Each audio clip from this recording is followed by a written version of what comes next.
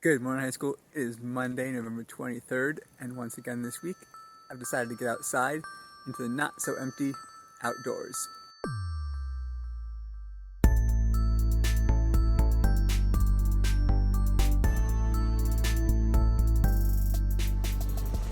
The weather here can't decide what it wants to do these days.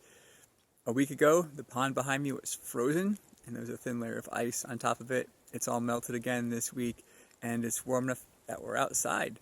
I've been reading a book recently called Micro. It's a work of fiction, but one of the major plot points is the amount of life that exists on a microscopic scale in topsoil, in places like jungles and forests that we're just completely unaware of because it's too small to normally get our notice and to catch our eye. Reading it has reminded me of a time when I was sitting outside my apartment in Massachusetts in the grass, thinking, I'm in the grass, not noticing a whole lot. I turned around and laid down on the blanket I was on and started to notice that there were ants scurrying all over the place, right where I had been sitting. I just hadn't been aware of them. I hadn't looked hard enough to notice that they were there. And as I spent time looking, pushing aside the grass, I got a stick and was kind of poking down into the dirt a little bit. I noticed there were even smaller things, smaller insects, smaller arachnids crawling around in my grass, living their lives. I never would have noticed them unless I got close, took the time and energy to look. That thought's been coming back to me again recently in the woods here next to our house. Like I said last time, the leaves have fallen now, and so at a quick glance you can look around and think there's not much happening here. The life that may have been here is gone. I know that's not the case, though, that life is gone. I know that there is plenty of life here still to be found if you take the time, effort to look for it. I know that because I've just read enough to know that most of the life that exists around us is too small for us to see. By far, the vast majority of organisms and life that exists around us is on a scale that's too small for us to notice unless we put special effort and energy into doing so. I know that things are going on around me, I'm just not seeing them.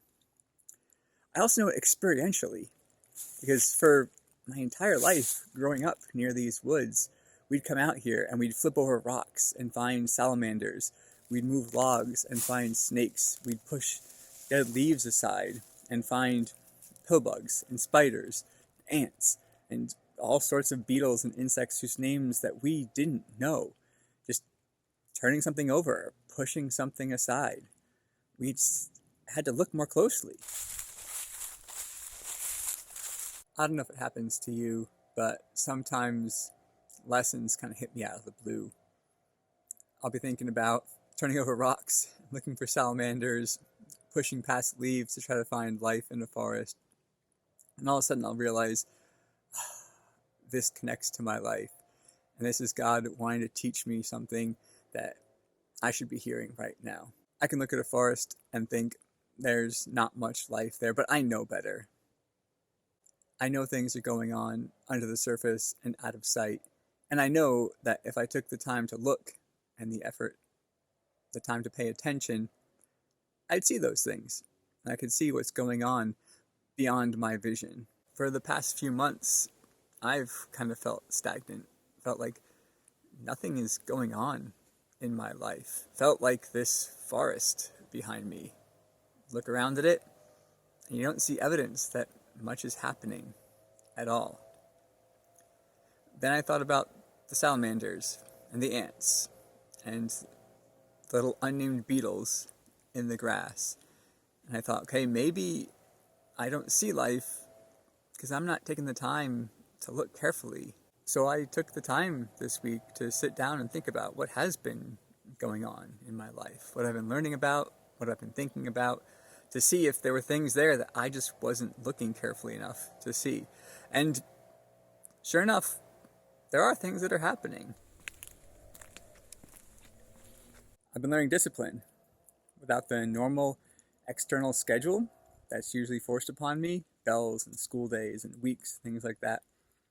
I've had to figure out ways to keep myself accountable and make sure I'm just not wasting my days. I've been learning patience. There are a lot of things I want, and I kind of want all those things to happen right now.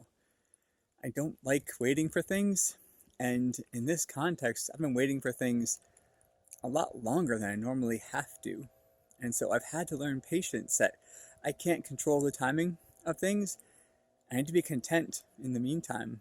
And maybe most importantly this week, I'm learning that I have to take the time to maintain the relationships with the people I want to stay in touch with. When you see people regularly, it's easy to take for granted that you'll be able to keep up with them, swap stories, share what's going on in your lives. When you're not near people, that takes a deliberate effort of will to say, I want to make sure I'm staying in touch with this person. I want to make sure they know they matter and that I maintain that relationship.